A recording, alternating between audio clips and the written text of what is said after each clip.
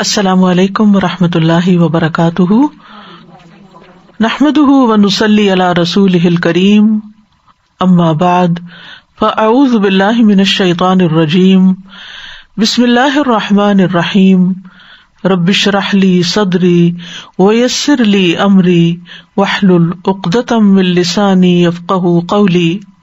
اللہ رمضان المبارک میں ہم نے امثال القرآن پروگرام کے تحت 29 سے زیادہ امثال کا ذکر کیا۔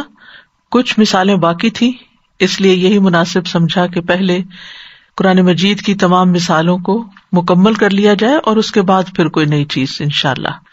تو آج کی مثال سورۃ محمد کی آیت نمبر 12 سے ہے، جانوروں کی طرح کھانے پینے والوں کی مثال۔ ارشاد باری تعالیٰ ہے، وہ لوگ جو ایمان لائے اور نیک عمل کیے، اللہ ان کو ایسے باغات میں داخل کرے گا جن کے نیچے نہریں بہہ رہی ہوں گی، اور وہ لوگ جنہوں نے کفر کیا وہ دنیا کا فائدہ اٹھا رہے ہیں اور کھا رہے ہیں جیسے جانور کھاتے ہیں، اور ان کا ٹھکانہ آگ ہے۔ یہ مثال سورۃ محمد میں آئی ہے۔ اس سورت کے آغاز میں اللہ تعالیٰ نے کفر کرنے والوں اور اللہ کے راستے سے روکنے والوں کی رسوائی کا ذکر کیا ہے، اور یہ کہ ان کے اعمال ضائع کر دیے گئے ہیں۔ اس کے بالمقابل اللہ تعالیٰ نے ایمان اور عمل صالح کرنے والوں کے ثمرات اور نتائج کا ذکر کیا کہ وہ لوگ جو ایمان لائے اور انہوں نے نیک عمل کیے اور اس پر بھی ایمان لائے جو محمد صلی اللہ علیہ وسلم پر نازل کیا گیا، اور وہ ان کے رب کی طرف سے حق ہے، تو اللہ نے ان کی برائیاں ان سے دور کر دی اور ان کا حال درست کر دیا، جیسا کہ آیت نمبر 2 میں فرمایا۔ اس کے بعد پھر اہل کفر سے قتال کا حکم دیا گیا اور اہل ایمان کے لیے اللہ کی مدد کی خوشخبری سنائی گئی۔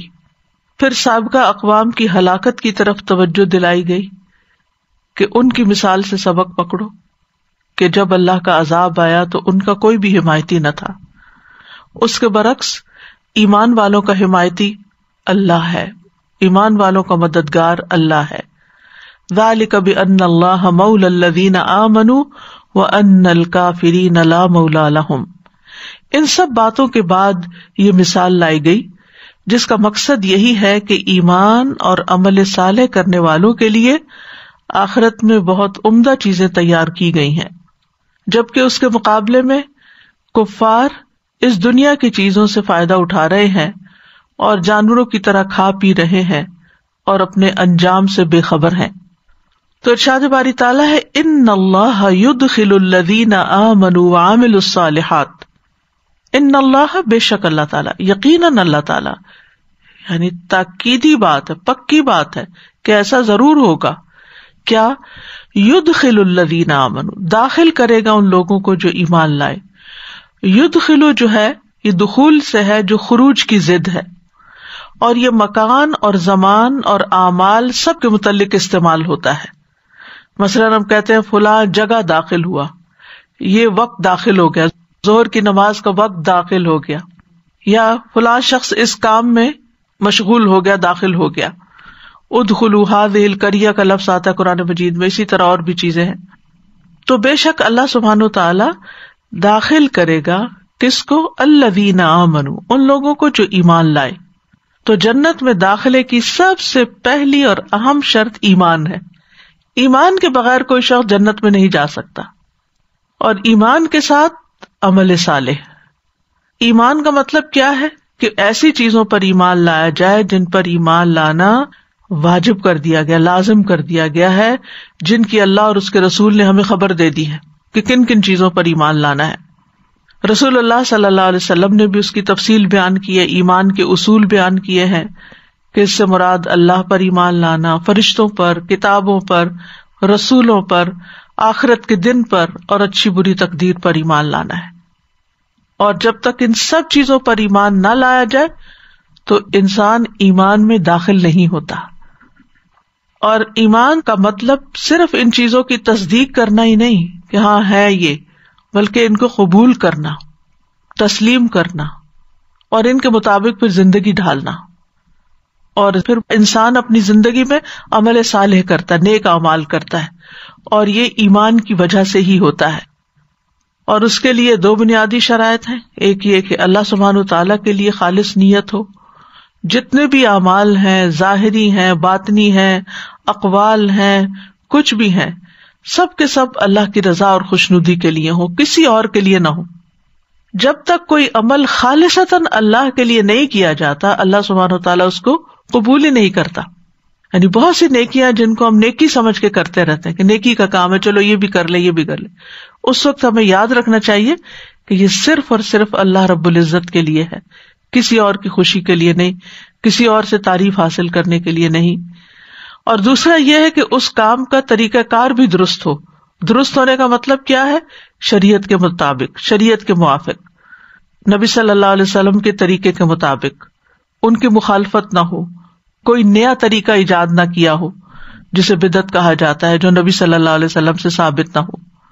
اور اس کی دلیل قرآن مجید کی آیت بھی ہے، فَمَن كَانَ يَرْجُو لِقَاءَ رَبِّهِ فَلْيَعْمَلْ عَمَلًا صَالِحًا وَلَا يُشْرِكْ بِعِبَادَةِ رَبِّهِ أَحَدًا. تو جس کسی کو اپنے رب سے ملنے کی امید ہے، اسے چاہیے کہ وہ نیک اعمال کرے اور اپنے رب کی عبادت میں کسی کو بھی شریک نہ کرے. تو ایسے لوگ جو ایمان لائے اور انہوں نے نیک اعمال کیے ان شرائط کے مطابق، تو ان کے لیے کیا انعام ہے، کیا صلہ ہے؟ جنات، جنتیں ہیں، باغ ہیں. جنت ہر اس باغ کو کہتے ہیں جس کی زمین درختوں کی وجہ سے نظر نہ آئے. جنہ کا لفظی معنی ہوتا ہے ڈھانپ لینا. فلما جن علیہ اللیل، جب اس کو رات نے ڈھانپ لیا، اور ویسے بھی رات ڈھانپ لیتی ہے دن کو. یغشی اللیل النہار. تو یہاں جنات ہیں، یعنی کئی باغات ہیں، کیونکہ جنتیں کئی طرح کی ہیں. تجری من تحتها الانہار، ان کے نیچے سے نہریں بہتی ہیں. تجری کا لفظ جرا سے ہے، جرا یجری، جرین، جریانن، تیزی سے چلنا. اصل میں یہ لفظ پانی اور پانی کی طرح چلنے والی چیزوں کے متعلق استعمال ہوتا ہے. تو اسی لیے جب نہروں کا ذکر آتا ہے تو ان کے لیے تجری کا لفظ آتا ہے، تسعى کا لفظ نہیں آتا، یا تفر کا نہیں آتا. من تحتها، ان کے نیچے سے. تحت جو ہے اسم ظرف ہے، یہ فوق کی ضد ہے. جیسے قرآن مجید میں آتا ہے لَأَكَلُوا مِن فَوْقِهِمْ وَمِن تَحْتِ أَرْجُلِهِمْ، یعنی ان پر رزق برستا ان کے اوپر سے اور پاؤں کے نیچے سے. تو یہاں پر ہے جنات تجری من تحتها الانہار، یعنی ایسے باغ ہیں جن کے نیچے نہریں بہ رہی ہیں. اور یہ بھی یاد رکھیے کہ تحت اور اسفل میں بھی فرق ہوتا ہے. اسفل بھی نچلی چیز کو کہتے ہیں، لیکن اسفل کسی چیز کے سب سے نچلے حصے کو کہتے ہیں. اور تحت کا معنی جو ہے وہ ضروری نہیں کہ bottom of the something ہو، بلکہ لیول میں نیچے. تو اس سے یہ پتہ چلتا ہے کہ جنت ایسی خوشگوار اور ایسی خوبصورت جگہ ہے کہ جہاں طرح طرح کے باغات ہوں گے، طرح طرح کے پھل لگے ہوں گے، پھول ہوں گے، نگاہوں کو بھی خوش کریں گے. اور اس کے ساتھ ساتھ اس کے جھکے ہوئے درخت ہوں گے، قطوفها دانیاں، ان کے پھل لٹک رہے ہوں گے، اور درختوں کے نیچے سے نہریں گزر رہی ہوں گی. اور نہروں کی قسمیں بھی بتائی گئی سورۃ محمد میں ہی کہ وہ پانی کی نہریں ہوں گی، دودھ کی نہریں ہوں گی، شہد کی نہریں ہوں گی، شراب کی نہریں ہوں گی. اور وہ جیسے چاہیں گے انہیں اپنے لیے جاری کر لیں گے، جدھر چاہیں گے پھیر لیں گے، جدھر چاہیں گے نکال کے لے جائیں گے. کہا جاتا ہے کہ انہی نہروں سے وہ درخت بھی سیراب ہوں گے جو مختلف پھل اگائیں گے، اور وہی نہریں جنتیوں کے لیے خوشنما منظر بھی پیش کر رہی ہوں گی. اب جہاں جنت والوں کا ذکر کیا گیا اس کے برعکس جہنم والوں کا ذکر بھی کیا گیا. والذین کفروا یتمتعون، اور وہ لوگ جنہوں نے کفر کیا وہ فائدہ اٹھا رہے ہیں. تمتع ہوتا ہے یعنی کسی برتنے کے استعمال کے سامان کے ساتھ تھوڑا بہت فائدہ اٹھانا. تو یہاں پر کفار کی بات کی گئی کہ وہ دنیا میں مزے کر رہے ہیں، عیش و عشرت کر رہے ہیں. اور عام طور پر لوگ کہتے ہیں کہ فلاں شخص جو ہے وہ تو اللہ کو بھی نہیں مانتا، لیکن اس کے پاس اتنی دولت ہے، اس کے پاس دنیا کی ہر نعمت ہے. تو یہاں پر اس کا جواب دیا گیا ہے کہ وہ نعمت ہے لیکن وہ تمتع ہے، بس تھوڑا سا فائدہ اٹھانا ہے، وقتی فائدہ اٹھانا ہے، یہ ہمیشہ کا فائدہ نہیں. آخرت کے مقابلے میں تو یہ بہت تھوڑا فائدہ ہے. قل متاع الدنیا قلیل، کہہ دیجئے دنیا کا متاع یا دنیا کا فائدہ بہت تھوڑا ہے. اکثر لوگوں کے ذہن میں یہ اشکال پیدا ہوتا ہے، تو اس کا جواب اللہ سبحانہ وتعالیٰ قرآن مجید میں اور مقامات پر بھی دیتے ہیں کہ آپ سمجھتے ہیں کہ ہم ان کو جو مال اور اولاد میں کثرت دے رہے ہیں یہ ان کے لیے بہت اچھی ہے، یہ تو چند دن کی بات ہے، پھر عذاب ہی عذاب ہے۔ اس کے بارے میں ایک قول ہے کہ مومن دنیا میں زیادہ راہ لیتا ہے، یعنی مسافر ہے، یہاں سے آخرت کے لیے سامان لے کے جا رہا ہے، یعنی وہ چیزیں اکٹھی کر رہا ہے جو اس کی آخرت میں فائدہ دیں۔ منافق مزین ہوتا ہے، یعنی وہ دنیا کی چیزوں سے اپنے آپ کو بیوٹیفائی کرنا، بس وہ ان چیزوں میں مشغول ہوتا ہے، یعنی دنیا کا مال اس لیے اکٹھا کرتا ہے کہ اس کی گرد رونقیں اکٹھی ہو جائیں۔ اور کافر عیش کرتا ہے، یعنی وہ ان چیزوں سے مزے اڑاتا ہے۔ یعنی منافق زیادہ تر دکھاوا کرتا ہے، چاہے وہ اس سے فائدہ اٹھائے یا نہ، لیکن کافر جو ہے وہ اس میں عیش کرتا ہے۔ اور کیا کرتے ہیں یہاں پر آپ دیکھیے، ایک چیز یہ بتائے گی یتمتعون، دوسرا ہے وَيَأْكُلُونَ، اور وہ کھاتے ہیں، یعنی تمتع الگ چیز ہے اور کھانا الگ چیز ہے۔ جیسے اپنی بیویوں سے فائدہ اٹھانا، اس کے لیے بھی تمتع کا لفظ آتا ہے، متعوہن کا لفظ بھی آتا ہے، ان کو بھی فائدہ پہنچاؤ۔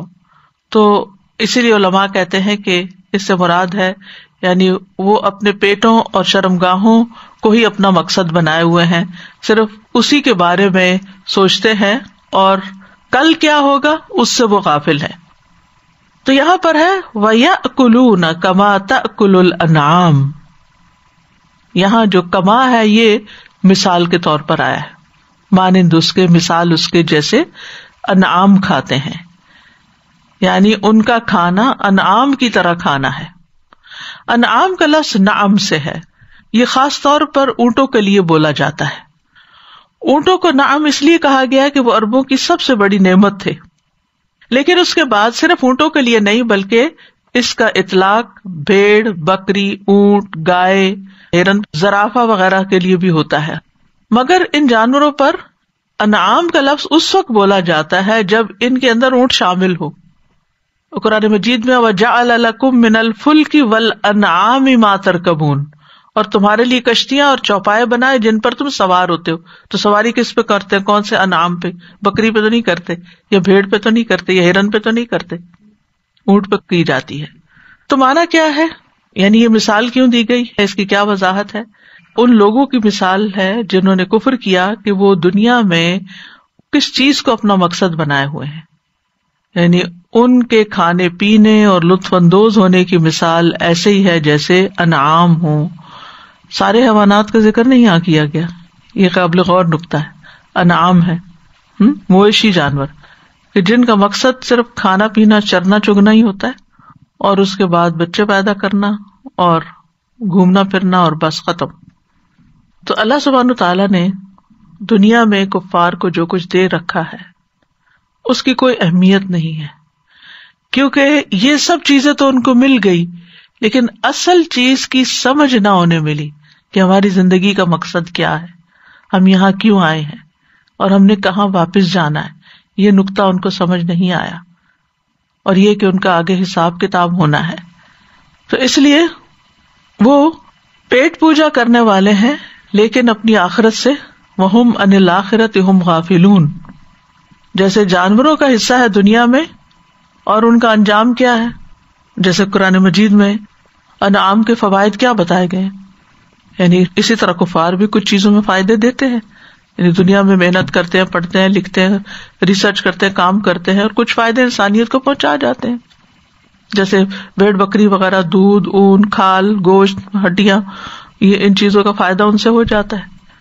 تو جانوروں کا مقصد کھانا پینا اور پھر وقتی فائدہ کچھ اٹھانا، کچھ پہنچانا، اور بس علم اور معرفت کی اس سطح تک نہیں پہنچتے جس تک انسان کو پہنچنا چاہیے، اور کھاتے پیتے بھی اس طرح ہے کہ حلال و حرام کی کوئی تمیز نہیں ہوتی۔ جیسے کسی بکری کو ہی نہیں پتا ہوتا کہ یہ اس کے مالک کا کھیت ہے یا کسی غیر کا ہے، اسے یہاں چرنا چاہیے یا نہیں چاہیے۔ پھر اسی طرح ہے کہ کھانے کا مقصد بھی لذت حاصل کرنا اور موج مستی کے لیے کھانا، کہیں سے بھی کھا لینا اور خوب کھانا، اور کھا کر غور و فکر نہ کرنا کہ کس نے یہ کھانا دیا اور کس کا شکر ادا کرنا چاہیے۔ عام طور پہ یہ کہا جاتا ہے جیسے کوئی شخص بہت ہی ناسمجھ ہو تو اس کہتے تم ایسے زندگی بسر کر رہے جیسے حیوان بسر کرتے ہیں، جانور بسر کرتے ہیں، تو یہاں پر مکمل طور پر جانور کی زندگی سے تشبیہ دینا مراد نہیں، بلکہ اپنے خاص خاص جو خواص اور لوازمات ہیں یا جو ان کی زندگی میں بہت اہم چیز ہے کہ کماؤ اور کھاؤ، اس چیز کو ہائی لائٹ کیا گیا ہے. اور پھر جیسے جانوروں کی بے خبری ہوتی ہے، ناسمجھی ہوتی ہے اپنے انجام سے، ایسے ہی یہ بھی بے خبر ہے. کیسے؟ مثلا آپ دیکھیے کہ دنیا کی زندگی کے سامان سے فائدہ اٹھاتے ہیں، کھاتے پیتے ہیں، لیکن موت کے بعد کا نہیں معلوم، انجام نہیں پتا. جانوروں کو بھی آپ دیکھیں، وہ چارہ کھاتے ہیں، چراگاہوں میں گھومتے پھرتے ہیں، منہ مارتے رہتے ہیں، لیکن ان کو نہیں پتا ان کا انجام کیا ہونا ہے، کہ ان کو ذبح کر لیا جائے گا یا کوئی اور درندہ آ کے ان کو کھا جائے گا. یعنی جب وہ گھوم پھر رہے ہوتے ہیں تو اپنے انجام سے بے خبر ہوتے ہیں، وہ صرف مزے کر رہے ہوتے ہیں، کھا رہے ہوتے. اگر آپ امیجن کریں بھیڑ بکریوں کے گلے جو ہوتے ہیں، ہرڈز جو ہوتے ہیں، جب وہ یعنی کہ پاسچرز میں ہوتے ہیں تو عموماً وہ زمین سے ہی کچھ نہ کچھ کھا رہے ہوتے ہیں. اسی طرح اونٹ ہے تو درختوں سے پتے توڑ توڑ کے کھا رہے ہوتے ہیں. اس طرح گائے بھینس ہے تو ان کے آگے چارہ ڈالا ہوتا ہے اور وہ کھا رہے ہوتے جب تک ختم نہیں ہو جاتا کھائے چلے جاتے ہیں. یعنی بے سوچے سمجھے، تو انجام کی خبر نہیں. تو یہاں پر فرمایا وَالنَّارُ مَثْوًى لَهُمْ، ان کا انجام کیا ہے؟ آگ ہے، آگ ان کا ٹھکانہ ہوگی. مثوا یعنی ان کی رہائش گاہ، ان کا ٹھکانہ. مثوا کا لفظ جو ہے یہ ثوا سے ہے. ثوا اس کا اصل معنی ہوتا ہے کسی جگہ پر مستقل طور پر اقامت کرنا، پرماننٹ ریزیڈنس اختیار کرنا. ثوا یثوی کا مطلب ہوتا ہے وہ اقامت پذیر ہو گیا. تو انسان کے مستقل ٹھہرنے کی جگہ کو مثوا کہتے ہیں. تو قیامت کے دن کفار کے پڑاؤ کرنے اور رہنے کے لیے جہنم مستقل طور پر تیار کر دی گئی ہے. سورۃ لقمان میں آتا ہے نمتعہم قلیلا ثم نضطرہم الی عذاب غلیظ، ہم انہیں تھوڑا سا سامان دیں گے، دنیا میں تھوڑا سا فائدہ، پھر انہیں ایک سخت عذاب کی طرف مجبور کر کے لے جائیں گے. سورۃ المؤمنون میں آتا ہے فذرہم فی غمرتہم حتی حین ایحسبون انما نمدہم بہ من مال وبنین نسارع لہم فی الخیرات بل لا یشعرون. پس آپ انہیں ایک وقت تک ان کی غفلت میں رہنے دیں. کیا وہ یہ سمجھتے ہیں کہ ہم مال اور بیٹوں میں سے جن چیزوں کے ساتھ ان کی مدد کر رہے ہیں ہم انہیں بھلائیاں دینے میں جلدی کر رہے ہیں؟ بلکہ وہ سمجھتے نہیں. باقی لوگوں کو تو یوں لگتا ہے کہ جیسے یہ بڑے موج میں، ان کے ساتھ بڑی بھلائی ہو رہی، ان کے تو مزے ہی مزے ہیں، نہ نماز نہ روزہ نہ کچھ ذمہ داری نہ ہی کوئی اور فکر فاقہ، بس کھاؤ پیو عیش اڑاؤ. تو یہ بھول ہے تمہاری.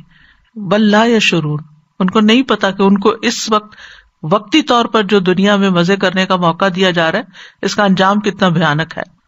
سورۃ الاحقاف میں آتا ہے وَيَوْمَ يُعْرَضُ الَّذِينَ كَفَرُوا عَلَى النَّارِ أَذْهَبْتُمْ طَيِّبَاتِكُمْ فِي حَيَاتِكُمُ الدُّنْيَا وَاسْتَمْتَعْتُمْ بِهَا فَالْيَوْمَ تُجْزَوْنَ عَذَابَ الْهُونِ بِمَا كُنْتُمْ تَسْتَكْبِرُونَ فِي الْأَرْضِ بِغَيْرِ الْحَقِّ وَبِمَا كُنْتُمْ تَفْسُقُونَ. اور جس دن وہ لوگ جنہوں نے کفر کیا آگ پر پیش کیے جائیں گے تو ان سے کہا جائے گا تم اپنی نیکیاں اپنی دنیا کی زندگی میں ہی لے جا چکے اور تم ان سے فائدہ اٹھا چکے، یعنی جو اچھے کچھ کام کیے تھے اس کا ریوارڈ تمہیں دنیا میں ہی مل گیا. سو آج تمہیں ذلت کے عذاب کا بدلہ دیا جائے گا، اس لیے کہ تم زمین میں کسی حق کے بغیر تکبر کرتے تھے اور اس لیے کہ تم نافرمانی کیا کرتے تھے. قرآن مجید کا جب ہم مطالعہ کرتے ہیں تو ہم دیکھتے ہیں کہ بعض انسانوں کو اللہ سبحانہ تعالیٰ نے جانوروں سے تشبیہ دی ہے. کسی کو ہانپنے والے کتے کے ساتھ، کسی کو گدھے کے ساتھ جو بوجھ اٹھاتا ہے، کسی کو بندر اور خنزیر بنا کے. تو یہاں پر اللہ سبحانہ تعالیٰ انعام سے تشبیہ دیتے ہیں والذین کفروا یتمتعون ویأکلون کما تأکل الانعام، یعنی جس طرح جانور کو یا انعام کو پیٹ اور جنس کے تقاضے پورے کرنے کے علاوہ کوئی کام نہیں، یہی حال کافروں کا ہے. ان کا مقصد زندگی بھی کھانے پینے کے علاوہ کچھ نہیں یا سیکس کے علاوہ کچھ نہیں، اور وہ آخرت کو بھولے ہوئے ہیں. تو اس مثال میں آپ دیکھیے کہ ایک چیز تو یہ کہ فائدہ اٹھانا اور کھانا کھانا دو الگ الگ چیزوں کا ذکر کیا گیا ہے. پھر دوسری خصوصیت یہ کہ انعام کا ذکر ہے، سارے حیوانات کا نہیں. تیسرا یہ کہ حیوانی شہوات کا ذکر ہے، یعنی اس مثال کا عمومی مقصد کیا ہے کہ انسانوں کے اندر جو مشترک شہوات ہیں جانوروں کے ساتھ جو ملتی جلتی ہیں اس کا ذکر کیا جائے. جانوروں کی زندگی کا مقصد کھانا پینا اور شہوت پوری کرنا ہوتا ہے. جانور کھاتے وقت بسم اللہ نہیں پڑھتے اور کھا کے شکر ادا نہیں کرتے. جانوروں کے کھانے کی کوئی مقدار اور وقت معین نہیں ہوتا، جب مل جائے جو مل جائے کھاتے چلے جاتے ہیں. پھر ان کے کوئی ادب آداب نہیں ہوتے، جس حال میں بھی ہو کھاتے ہیں، بیٹھے ہوں کھا رہے ہیں، جگالی کر رہے ہیں، کھڑے ہیں کھا رہے ہیں، چلتے پھرتے کھا رہے ہیں. پھر یہ کہ ایک دوسرے کا حق بھی مارتے ہیں، اس کی بھی انہیں کوئی پرواہ نہیں ہوتی. حلال حرام کی تمیز بھی نہیں ہوتی. تو اس سے آپ اندازہ لگائیں کہ جو لوگ اس طریقے پہ چل رہے ہوں کہ صرف مزے کے لیے کھائیں، صرف ٹیسٹ کے لیے کھائیں، صرف انجوائے کرنے کے لیے کھائیں، اپنی آمدنی کا ایک بڑا حصہ صرف کھانے پر ہی لگا دیں، نہ کھانے کے شروع میں اللہ کا نام لیں، نہ آخر میں شکر ادا کریں، اور نہ ہی کوئی ان کی مقدار مقرر ہو، اور نہ ہی کوئی وقت اور جگہ، اور نہ ہی یہ دیکھے کہ یہ میرا ہے یا کسی اور کا حق ہے. وہ یتیموں کا مال بھی ہڑپ کر جاتے ہیں، وہ بیواؤں کی میراث پر بھی قبضہ کر لیتے ہیں، ان کا حق بھی مار جاتے ہیں، وہ بہن بھائیوں کی جائیداد پر بھی ناجائز قبضہ کر لیتے ہیں. حلال حرام کی کوئی تمیز نہیں ہے ان کو. تو پھر ایسی زندگی کسی مسلمان کی زندگی نہیں ہو سکتی. عام طور پر آپ دیکھیں کہ جانوروں کی جو کھانے پینے کی ہیبٹس ہیں ان کو 3 گروہوں میں تقسیم کیا جاتا ہے. ایک ہے گوشت خور جیسے کتا اور شیر وغیرہ، ایک ہے گوشت اور پودے دونوں ہی کھانے والے جیسے سور، بھالو وغیرہ، ایک ہے گھاس خور پودوں کو کھانے والے جیسے گائے گھوڑا وغیرہ ہیں. تو تینوں اقسام کے جانوروں کا جو نظام ہضم ہے یعنی ایک ہی جیسا ہے تقریباً. ایک میدا ہوتا ہے، اور ان میں خصوصاً جو جانور گھاس پھوس وغیرہ کھاتے ہیں جیسے انعام ہیں ان کا میدا باقیوں سے بڑا ہوتا ہے. بلکہ یہ کہا جاتا ہے کہ گائے وغیرہ کے 4 میدے ہوتے ہیں، ایک پیٹ نہیں بلکہ 4 پیٹ رکھتے ہیں اندر، گائے، بھیڑ، بکرا، زرافہ اور اونٹ. اور جیسے ہی ان کو کھانے کی کوئی چیز ملتی ہے وہ جلدی سے سب کچھ کھا جاتے ہیں اور بہت سا کھانا کٹھا ہی اپنے اندر انڈیل لیتے ہیں. اور پھر جب وہ کہیں آرام سے بیٹھتے ہیں تو پھر واپس اس کو نکال کے اسی کو کرش کرتے رہتے، چباتے رہتے ہیں، جگالی کرتے رہتے ہیں. یعنی ایک ہوتا ہے نا کھایا اور ختم کیا، یہ کھا کے ختم نہیں کرتے. یعنی ایک چیز کھائی، دوسری کھائی، تیسری کھائی، اسے اکٹھا کر لیا، علم غلم اندر بھر لیا، پھر کہیں بیٹھے، وہ کھا لیا نا، ختم ہو گیا، اب کچھ ہے نہیں کھانے کو، لیکن ابھی بھی دل تو نہیں بھرا، ابھی بھی ان کو منہ میں کچھ چاہیے. تو یہ کیا کرتے ہیں، جو اندر لے گئے نا اس کو باہر لائیں گے، منہ میں لا کے واپس، اور اس کو چبائیں گے. یعنی اس کو پھر چباتے رہتے ہیں اور یوں اپنا ٹائم پاس کرتے ہیں. یہ جو ریمینیشن اس کو کہتے ہیں، جس سے خاص طریقے سے کھانا واپس لا کے دوبارہ چبایا جاتا ہے، یعنی اس کو کڈ کہتے ہیں. اور کہتے ہیں کہ اگر جانور یہ نہ کرے تو اس کی صحت کی خرابی کی علامت ہوتی ہے. اس کو تو اللہ نے پیدا ہی ایسے کیا ہے، شاید ہمارے سبق سیکھنے کے لیے کہ ہم ان کی مشابہت نہ اختیار کریں. تو ایسے جانوروں کو رومیننٹس کہتے ہیں جن کے 4 پیٹ ہوتے ہیں. اور پہلا چیمبر جو ہوتا ہے بہت بڑا ہوتا ہے، دوسرا چیمبر جو ہوتا ہے وہ مختلف ہوتا ہے، تیسرا اور چوتھا، یعنی ہر ایک کے اپنے اپنے کام ہوتے ہیں. اور یہ مسلسل کھاتے رہتے ہیں. اور پھر یہ ہے کہ بہت زیادہ ڈکار بھی لیتے ہیں. یعنی بنیادی مقصد انعام کے کھانے کی اگر ہیبٹس کو دیکھا جائے تو اس میں کثرت سے کھانا، بیک وقت کھا جانا، اور پھر جب کھانے سے فارغ ہو تو پھر بھی فارغ نہ ہونا، پھر بھی کھاتے رہنا. یعنی اس سے مثال دی گئی ہے کہ کچھ لوگ زندگی اس طرح گزارتے ہیں، ان کا ہم اور غم صرف کھانا پینا ہوتا ہے. اب جیسے اب رمضان ہی کو دیکھیں، رمضان کس مقصد کے لیے آتا ہے؟ رمضان آتا ہے کہ ہم اپنا کھانا پینا روکیں. لیکن عموماً دیکھا گیا کہ رمضان میں غیر رمضان سے بھی زیادہ کھا پی جاتے ہیں، اور رمضان شروع ہونے سے پہلے یہ سوچنا شروع کر دیتے ہیں کہ ہم نے کیا کیا کھانا ہے اور اس کے لیے کیا طریقہ اختیار کرنا ہے. یہی وجہ کہ پھر وہ جو رمضان کا اصل مقصد ہوتا ہے وہ پورا نہیں ہوتا، کیونکہ ساری توجہ کھانے پہ ہوتی ہے، اور کھانے میں سے بھی وہ کھانے جو سال بھر نہ کھائیں، رمضان کے مخصوص کھانے کہ وہ تو ضرور سحری افطاری میں کھانے ہیں. کھانا انسان کی بنیادی ضرورت ہے. کھانا انسان کے لیے بنایا گیا ہے، لیکن انسان کھانے کے لیے نہیں بنایا گیا. جانوروں کی طرح اس کو سارا وقت جگالی نہیں کرنی. انسانوں کو، مومنوں کو اللہ سبحانہ تعالیٰ حلال اور طیب کھانے کا حکم دیتے ہیں. وَكُلُوا مِمَّا رَزَقَكُمُ اللَّهُ حَلَالًا طَيِّبًا، حلال بھی اور صاف ستھرا بھی ہو، پاکیزہ ہو، عمدہ ہو. اور یہ حکم ساری انسانیت کو دیا گیا قرآن مجید میں. یا ایھا الناس کلوا مما فی الارض حلالا طیبا، اے لوگو جو چیزیں زمین میں ہیں ان میں سے حلال اور پاک کھاؤ. اللہ سبحانہ تعالیٰ نے انسانوں کو طرح طرح کی نعمتیں دی ہیں کھانے پینے کی. وَهُوَ الَّذِي أَنشَأَ جَنَّاتٍ مَعْرُوشَاتٍ وَغَيْرَ مَعْرُوشَاتٍ، وہی ہے جس نے دونوں طرح کے باغ پیدا کیے، ایک وہ جن کی بیلیں چھپروں پہ چڑھائی جاتی ہیں، دوسرے وہ درخت جو خود اپنے تنے پہ کھڑے ہوتے ہیں. وَالنَّخْلَ وَالزَّرْعَ مُخْتَلِفًا أُكُلُهُ، کھجوریں اور کھیتیاں پیدا کی جن سے مختلف طرح کے معقولات حاصل ہوتے ہیں. وَالزَّيْتُونَ وَالرُّمَّانَ مُتَشَابِهًا وَغَيْرَ مُتَشَابِهٍ، نیز اس نے زیتون اور انار پیدا کیے جن کے پھل اور مزے ملتے جلتے بھی ہوتے ہیں اور مختلف بھی. کلوا من ثمرہ اذا اثمر، جب یہ درخت پھل لائے تو اس میں سے کھاؤ. لیکن اب ہم نے کیا کیا ہے، یعنی ان پھلوں کو مختلف طرح سے یا پریزرو کیا ہے، یا دنیا کے مختلف حصوں میں جو موسمی تبدیلیاں آتی ہیں اور وہاں وہ پھل اگتے ہیں وہ بھی اکٹھے کر کے بغیر موسم کے کھاتے ہیں. اور فصل کاٹتے وقت ان میں سے اللہ کا حق بھی ادا کرو. ولا تسرفوا، اور اسراف نہ کرو. انہ لا يحب المسرفین، کیونکہ اللہ اسراف کرنے والوں سے محبت نہیں رکھتا. تو کھانا پینا انسان کی ضرورت ہے. اللہ سبحانہ وتعالیٰ نے کھانے پینے کے پھلوں سبزیوں وغیرہ کا ذکر کر دیا اور بہترین چیزوں کا یہاں ذکر کیا، پھر ساتھ کا کہ اسراف نہ کرنا، حد سے نہ بڑھنا، بہت زیادہ نہ کھانا. تو اسی لیے ایک وقت میں کسی بھی ایک فوڈ کو بہت زیادہ نہیں کھانا چاہیے کیونکہ وہ صحت کے لیے نقصان دہ ہوتی ہے. پھر اسی طرح مختلف پھل اور سبزیاں اللہ تعالیٰ نے پیدا کی جس کا ذکر سورۃ عبسہ میں بھی آتا ہے. فَلْيَنظُرِ الْإِنسَانُ إِلَىٰ طَعَامِهِ أَنَّا صَبَبْنَا الْمَاءَ صَبًّا ثُمَّ شَقَقْنَا الْأَرْضَ شَقًّا فَأَنبَتْنَا فِيهَا حَبًّا وَعِنَبًا وَقَضْبًا وَزَيْتُونًا وَنَخْلًا وَحَدَائِقَ غُلْبًا وَفَاكِهَةً وَأَبًّا مَتَاعًا لَكُمْ وَلِأَنْعَامِكُمْ.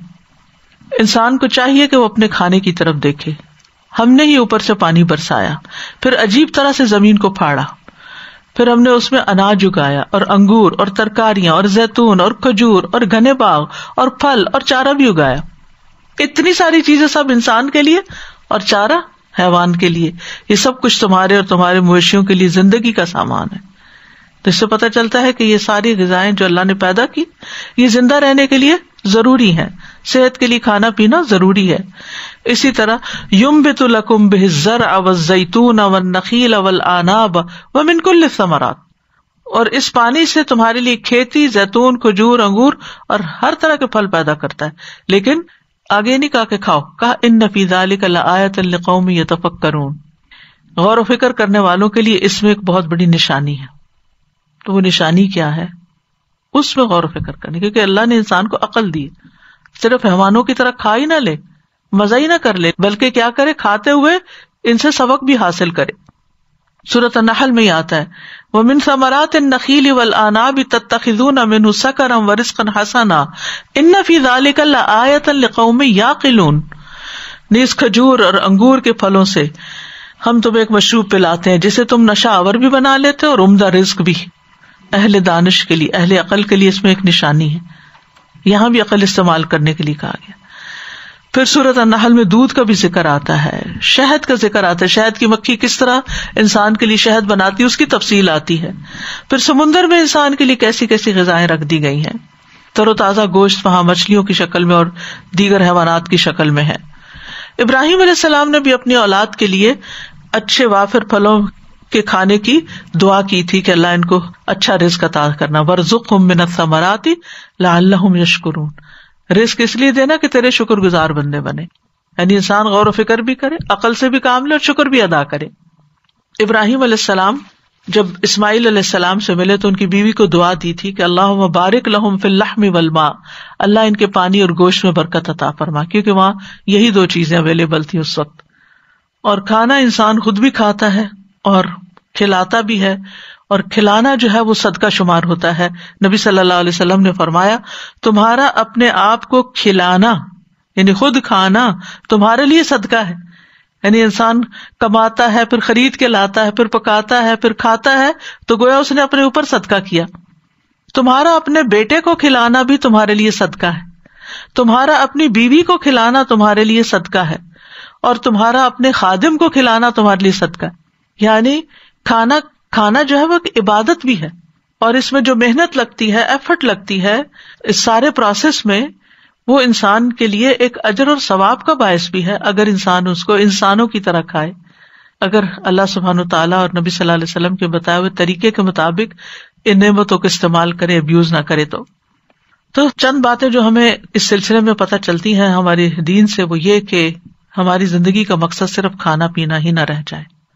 کھانا ایک ضرورت ہے، اس کے لیے وقت نکالیں، لیکن سارا وقت، ساری انرجی، ساری ایفرٹ، سارا ٹیلنٹ، اسکل، ساری توجہ اس پر نہ چلی جائے، اور خاص طور پر اہم کام چھوڑ کر کھانے پینے کی طرف ہی نہ لگا جائے.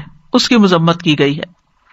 بنی اسرائیل نے جب موسیٰ علیہ السلام سے کہا تھا کہ ہم ایک کھانے پہ ہرگز صبر نہ کریں گے، سو ہمارے لیے اپنے رب سے دعا کیجیے وہ ہمارے لیے کچھ ایسی چیزیں نکالے جو زمین اپنی ترکاری، ککڑی، گندم، مسور، پیاز میں سے اگاتی ہے. فرمایا کیا تم وہ چیز جو کمتر ہے اس چیز کے بدلے مانگ رہے جو بہتر ہے؟ یعنی من و سلوا چھوڑ کے یہ مانگتے ہو. کسی شہر میں جاؤ اترو، تمہارے لیے وہ سب کچھ ہے جو تم نے مانگا، مل جائے گا تمہیں. لیکن ساتھ ہی کیا فرمایا؟ وَضُرِبَتْ عَلَيْهِمُ الذِّلَّةُ وَالْمَسْكَنَةُ وَبَاءُوا بِغَضَبٍ مِّنَ اللَّهِ. یہ بھی ساتھ سنا دیا گیا کہ ان پہ ذلت، محتاجی مسلط کر دی گئی، اور وہ اللہ کی طرف سے بھاری غضب کے ساتھ لوٹے، اس وجہ سے کہ وہ نافرمانیاں کرتے تھے، جو آگے تفصیل آتی ہے. تو بنیادی طور پر یہ کہ جن امتوں کو اللہ نے چن لیا ہو اپنے کام کے لیے، کیونکہ بنی اسرائیل کو اللہ نے چن لیا تھا، فضلتکم علی العالمین، انہیں ہر چیز سے زیادہ اہم اپنے مقصد زندگی کو رکھنا چاہیے. کھانا سیکنڈری ہونا چاہیے، مقصد زندگی اول ہونا چاہیے. پھر عمومی طور پر ہمیں جو سبق دیا گیا وہ یہ کہ کھانے پینے میں اسراف نہ کیا جائے.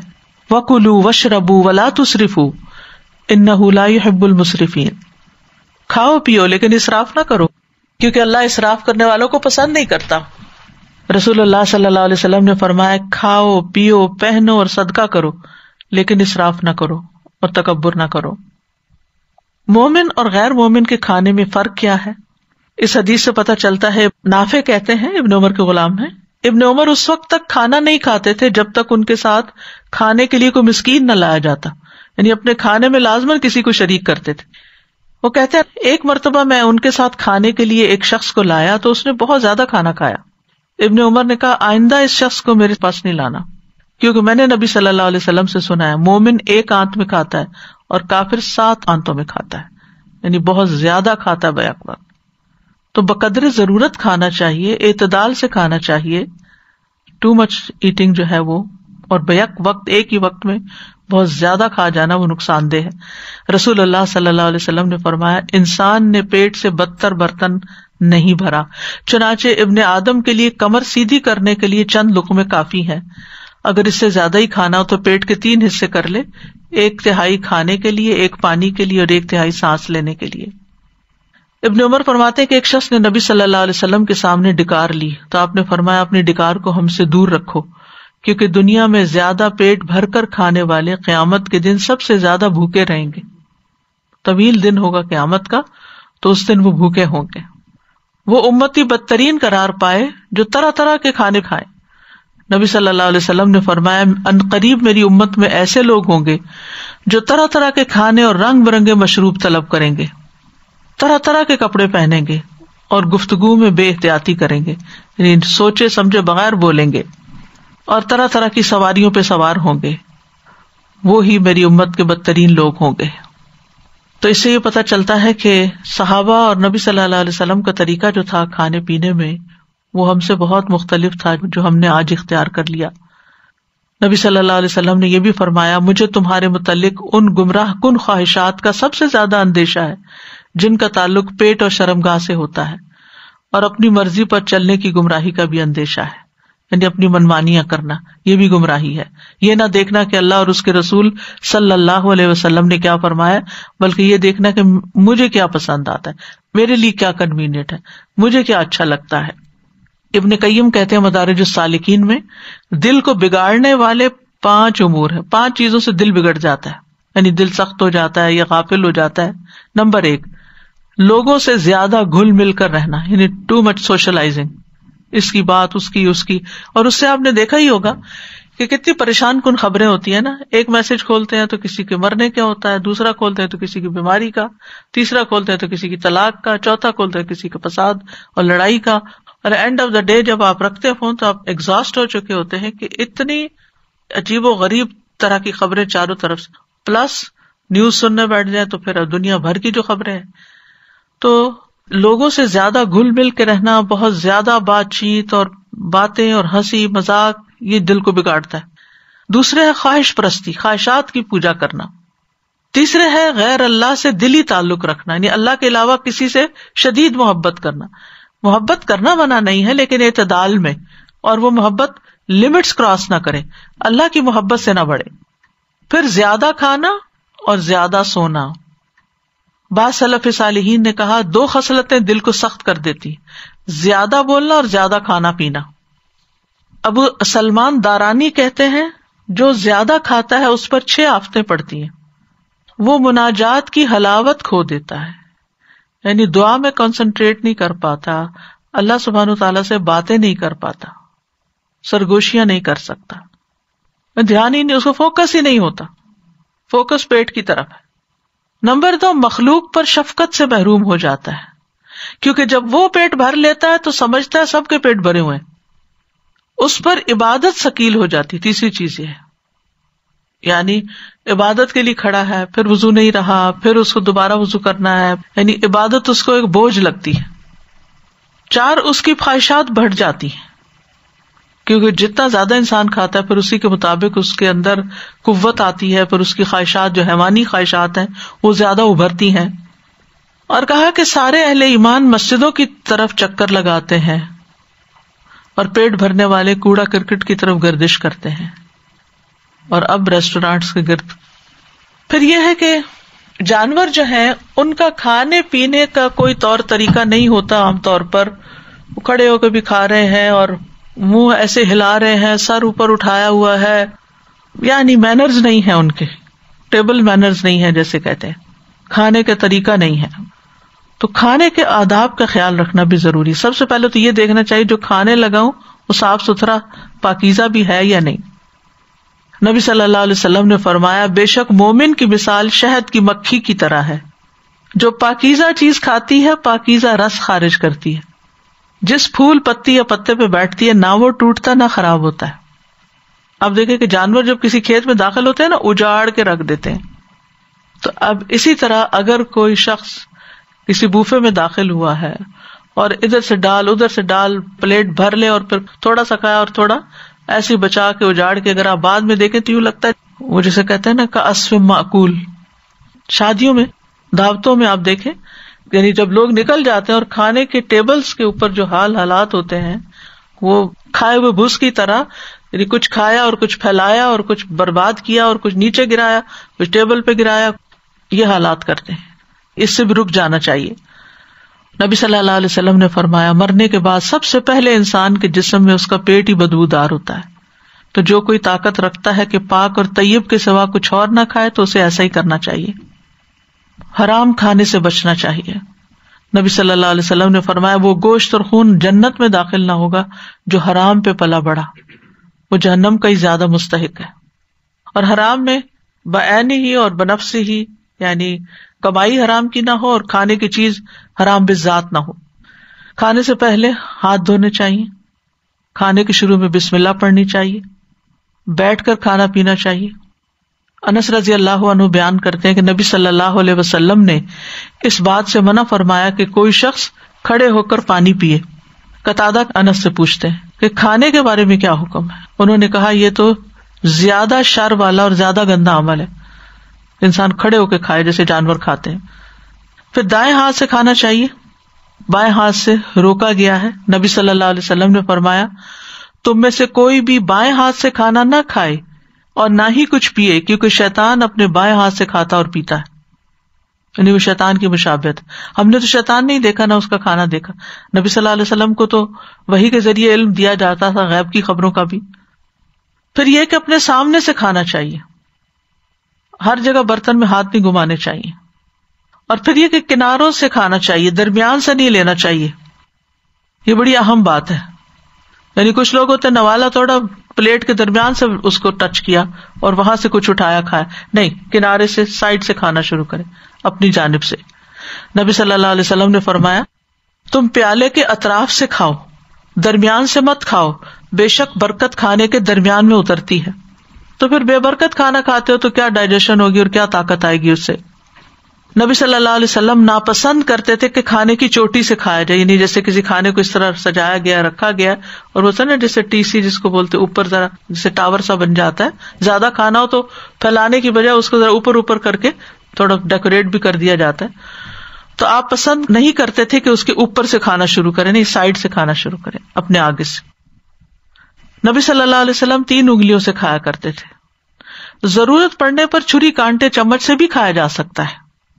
صحیح بخاری میں آتا ہے، عمرو ابن امیہ کہتے ہیں میں نے نبی صلی اللہ علیہ وسلم کو دیکھا کہ آپ بکری کے شانے کا گوشت چھری سے کاٹ کے کھا رہے تھے.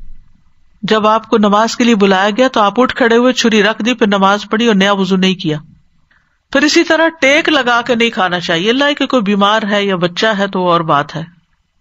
پھر پیٹ کے بل لیٹ کے نہیں کھانا چاہیے، جیسے بچے لیٹ کے الٹا کمپیوٹر پہ دیکھ رہے ہوتے ہیں، گیمز کھیل رہے ہوتے ہیں، ساتھ چپس کھا رہے ہوتے ہیں، یہ بھی منع ہے. اس سے آپ نے منع کیا ہے. بچوں کو بچپن میں ہی بتا دینا چاہیے کہ اس طریقے سے نہیں کھانا. پھر کھانے کو ضائع نہیں کرنا چاہیے. نبی صلی اللہ علیہ وسلم پر پرانی کھجور پیش کی گئی، آپ اسے کھول کھول کے اچھی طرح جائزہ لیتے، سسریاں نکال دیتے اور صاف کھجور کھا لیتے.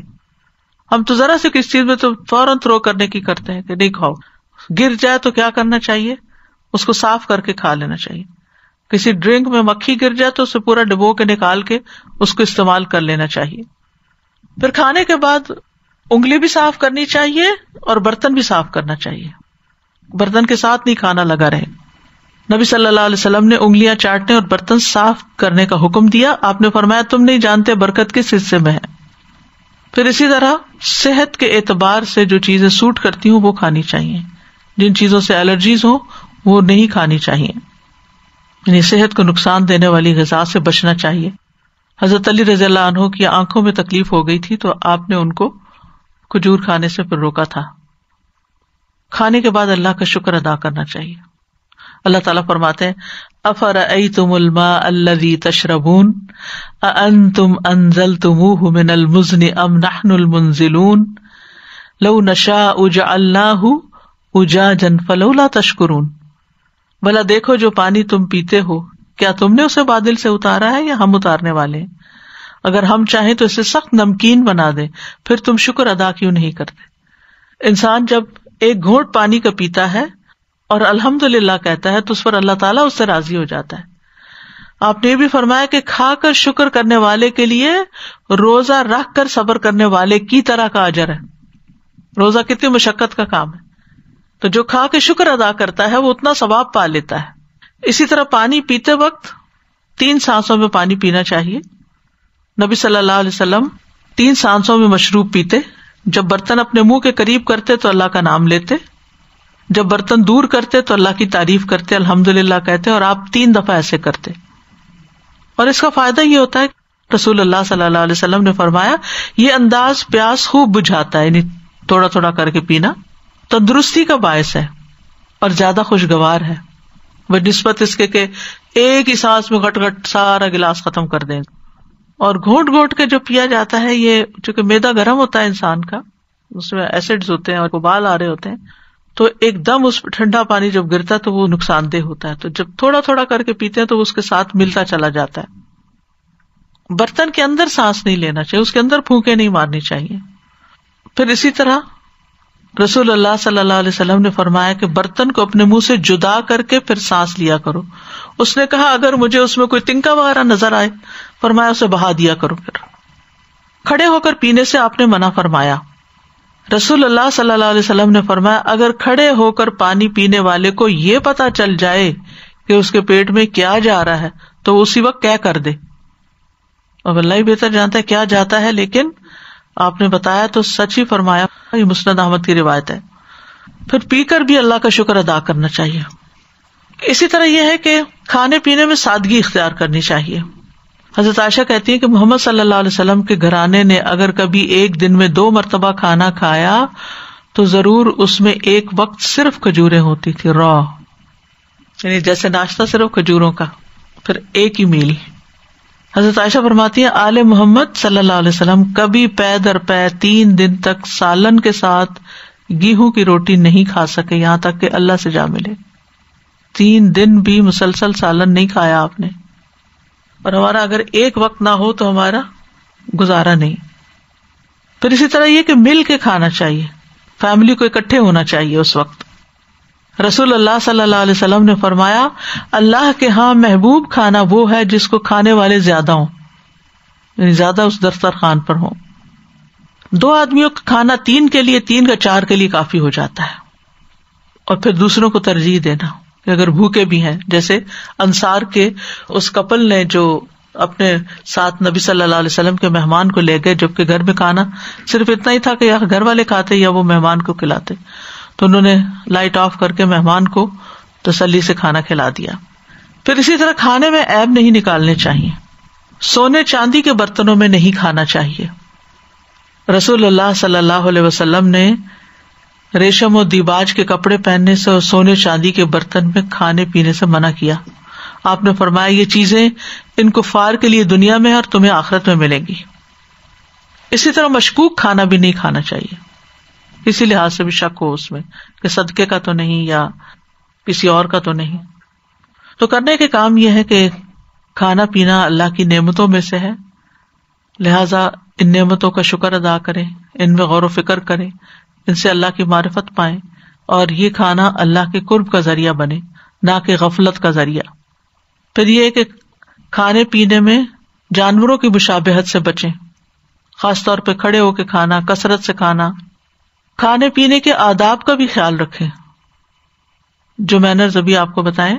میرا خیال ہے یہاں بھی بک اسٹال میں کتاب ہونی چاہیے کھانے کے آداب، وہ اسی مقصد کے تحت تیار کی گئی تھی کہ بار بار انسان پڑھے تو اس کو یاد دہانی ہو جائے کہ ابھی تک میں کن سنتوں پر عمل نہیں کر رہا۔ پھر یہ کہ کھانے سے پہلے بسم اللہ پڑھیں، کھانا کھا کر اللہ کا شکر ادا کریں، ادب آداب کا خیال رکھیں۔ تو کھانے کے بعد کی کچھ دعائیں بھی ہیں، اللہم بارک لنا فیہ واطعمنا خیرا منہ، اے اللہ ہم اس کھانے میں برکت عطا فرما اور ہمیں اس سے بہتر کھانا عطا فرما۔ ہر دفعہ انسان اگر یہ دعا پڑھتا رہے تو کتنا اچھا ہو۔ الحمد للہ الذی اطعم وسقى وصبغہ وجعل له مخرجا، تمام تعریفیں اس اللہ کے لیے ہیں جس نے کھلایا، پلایا، جسم میں پیوست کیا یعنی جسم کی غذا بنا، طاقت بنا، اور باقی نکلنے کی راہ بھی بنائی جو بیچ تھا۔ الحمد للہ کثیرا طیبا مبارکا فی غیر مکفی ولا مودع ولا مستغنى عنہ ربنا، بہت زیادہ پاکیزہ اور بابرکت تعریف اللہ کے لیے ہے۔ الحمد للہ کثیرا طیبا مبارکا فی غیر مکفی، اس کھانے کو ہم کافی نہیں سمجھتے اور نہ اس کو چھوڑتے ہیں، اے ہمارے رب نہ ہم اس سے بے پرواہ ہو سکتے ہیں۔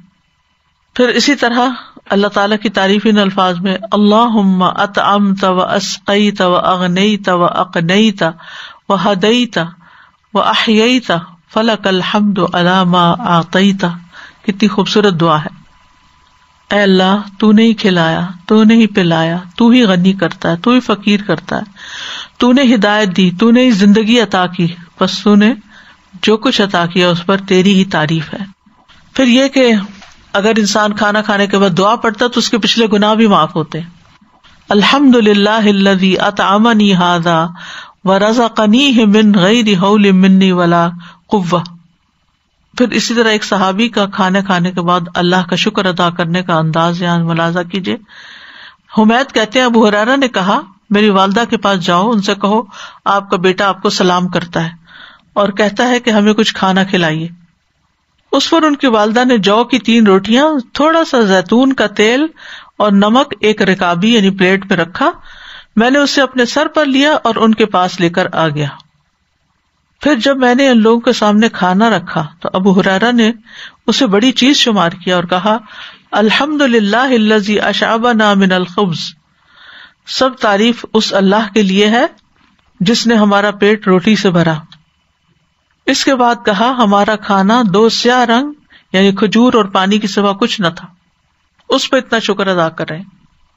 عروہ بن زبیر کے سامنے جب کوئی کھانے پینے کی چیز آتی، یہاں تک کہ دوا بھی، دوا، تو وہ اس کو کھاتے اور پیتے اور کہتے الحمدللہ الذی ہدانا واطعمنا وسقانا وانعمنا ونعمنا اللہ اکبر اللہم الفتنا نعمتک بکل شر فاصبحنا منها وامسینا بکل خیر فنسألک تمامها وشکرها لا خیر الا خیرک ولا الہ غیرک الہ الصالحین ورب العالمین الحمد للہ ولا الہ الا اللہ ما شاء اللہ ولا قوة الا باللہ اللہم بارک لنا فیما رزقتنا وقنا عذاب النار اللہم بارک لنا فیہ وارزقنا خیرا منہ